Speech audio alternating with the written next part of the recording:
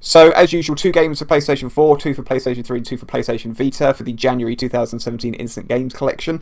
We think these are going live from Tuesday the 3rd of January, although I have seen some online outlets saying that it might actually go live on New Year's Day, which is... surprising for Sony. Yeah, not unprecedented though. First up is on your screen right now. Thank you to Sips for the footage. This is Day of the Tentacle Remastered. And you actually own this, don't you? I do own this, yeah. I really enjoy playing through, because I'm old enough to remember these games from the first time around. I actually really enjoy playing through the remasterings on my Vita. And I should point out, actually, you do get this game for the PlayStation 4 and the PlayStation Vita, which is great. More of cross-buy stuff like this. Exactly, the Vita version does seem to be its natural home, because it's a point, as you can see on screen, it's a point-and-click adventure. Originally, the non-remastered version was out in 1993, can you believe? I bet that makes you feel old. Yeah, everything makes me feel old. I actually originally played this on the Amiga. I believe it was available for the PC as well back then. The remastering was released in March of 2016. It's got an OpenCritic average of 85% and a user rating of only 73%, which is disappointingly low in my opinion. I think there's a lot of people who aren't as old as me, maybe don't have quite the same memories of it. This is the sequel to Ron Gilbert's Maniac Mansion. You may remember Ron Gilbert, his latest game, The Cave, actually appears on Games with Gold for January 2017. This is basically a point-and-click classic from the LucasArts golden era of Monkey Island-style adventure games. Basically, Tim Schafer's Double Fine Studios has remastered the game, as they did with Grim Fandango before that, and as they did with Monkey Island a few years ago. You can switch... Sorry, go on. Would you say they've done a good remaster with it? In some aspects they have, in some aspects they haven't. You can actually switch between the original art with the on-screen verbs on the screen, for anyone again old enough to remember that, or the new and improved art and the slightly better but still slightly clunky interface. I think they could have done a much better job with the interface, the remastered interface. It was a little bit fiddly, I found. I thought really they could have just made that a bit more of a one-click interface. But that would involve more effort. Well, exactly, yeah, and we can't possibly have that.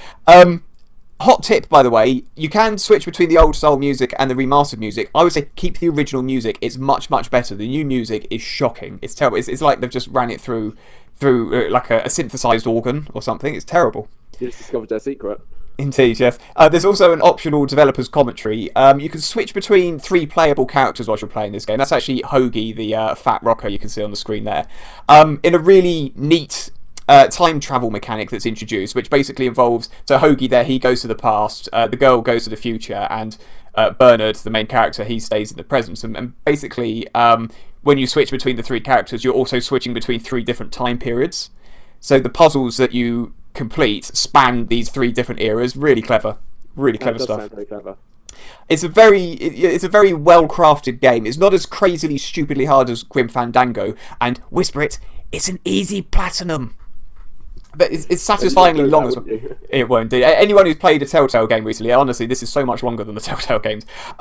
Right, next up is This War of Mine, The Little Ones. Thank you to Yippee-ki-yay, Mr. Falcon, for the gameplay footage here. This is going to be available for the PlayStation 4. January 2016 was its original release date, although it's based on an iOS original from back in 2015. Yes, it's a port from a mobile phone game. 17 third month in a row? Yeah, well, probably more than that, to be honest. Yeah, exactly. And it's not the first mobile port this month either. Sorry, not the last, rather. 79% on OpenCritic, 74% in terms of user ratings. It's a 2D side-viewed survival game set during an apocalyptic war where you essentially have to manage resources in order to keep your settlements alive.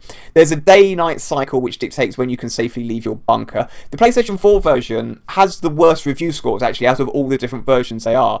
And this is basically based on the fact that it's a touchscreen game that inherently translates better to a PC with mouse and keyboard than it does with, say, for example, a PlayStation 4 with a control pad.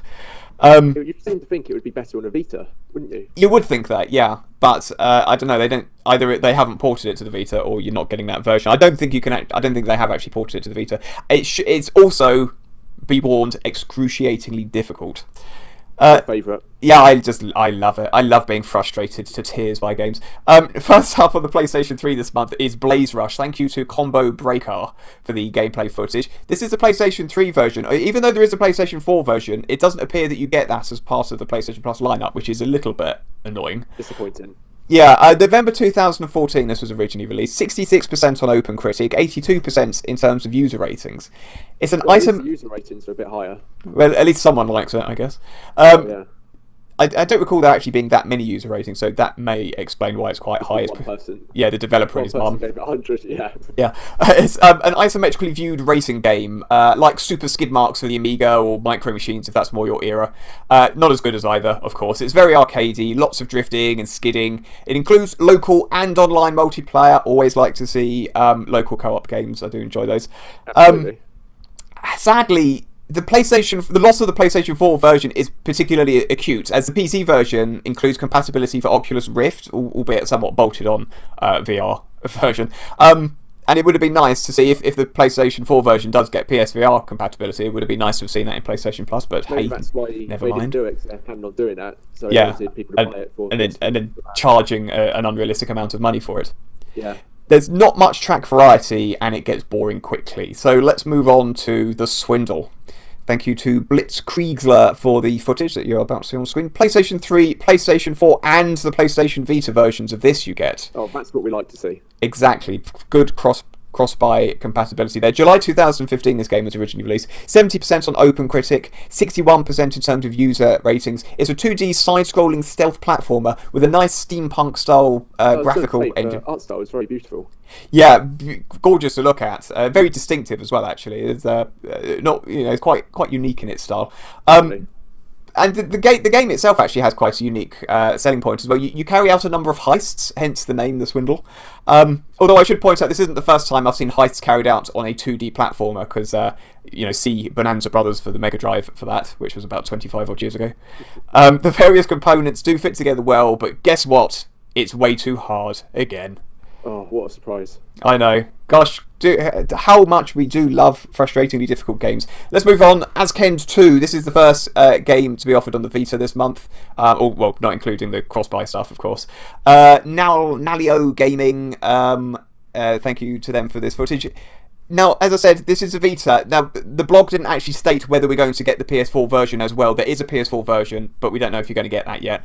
May 2016 this released. You remember when I said that we're going to see more than one mobile phone port this month? I do remember you saying that. Yeah, well, this is the other one. It was released on iOS in 2012. You can tell by looking at it, though, can't you? I tell you what, yeah, it does make my commentary somewhat redundant, because it's pretty self-apparent. 65% it's got an OpenCritic. It's a match 3 style puzzle game. Involves creating chains of matching symbols on top of a series of somewhat incongruent animated backgrounds that are there to illustrate a somewhat pointless story. It really is a case... No, indeed. It really is a case of, if you like Match 3, you'll probably like this, as it does what it sets out to do fairly competently. Most of the criticism of this game seems to focus on the console controls, which I would assume this won't be an issue for the Vita's touchscreen, so there's that at least. But the feeling that you're playing a mobile phone game won't be as easily staved off, I suspect. No. Last up this month is Titan Souls. Thank you to the DK Mario link for the gameplay footage. PlayStation Vita, and also you get the PlayStation 4 version.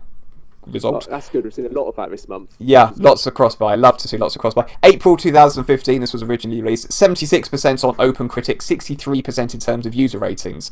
It's a top-down 2D pixel art arcade action game that is essentially a boss rush mode, in that you need to take on 20 unique bosses. Shadow of the Colossus, anyone? Rock hard? Well, it's funny you should say that, actually. Do you know what? I recall this actually being quite popular on Twitch last year, which I realise is not really, saying much, because the weirdest games are popular on Twitch.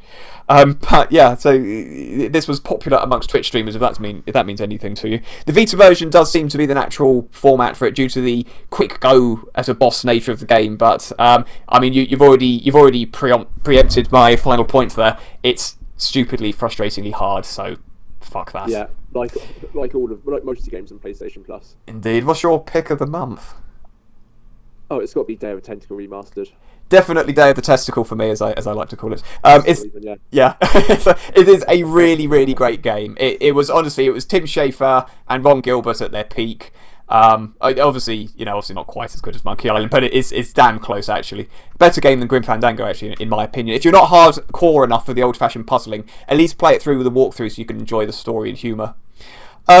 That's it for this month. Lots more at parallaxlive.com. Do please hit the like and subscribe buttons. Thanks ever so much for watching, and we'll catch you guys in the next video.